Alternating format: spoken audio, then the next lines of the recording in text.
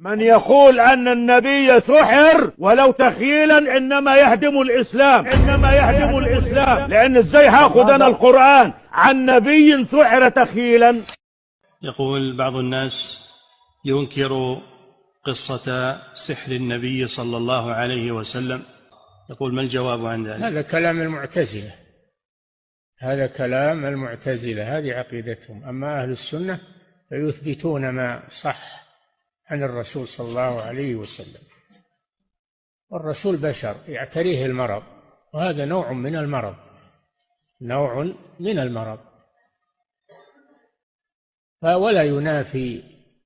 ولا ينافي أنه معصوم وأنه رسول الله. معصوم من جهة الرسالة، أما أنه معصوم من جهة المرض لا، يصيبه المرض، يصيبه الجوع، يصيبه التعب، يصيبه الجراحة عليه الصلاة والسلام.